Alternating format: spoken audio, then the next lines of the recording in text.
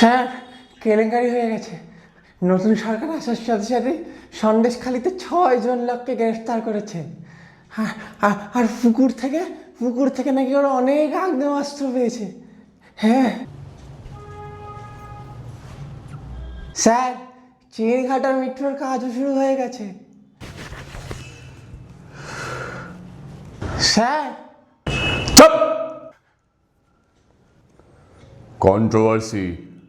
Controversy ছাড়া কিচ্ছু চলে না।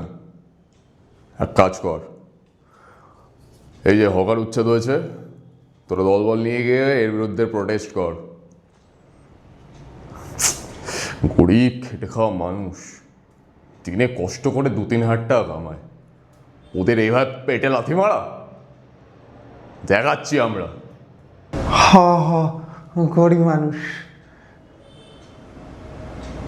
তাহলে আমি কি?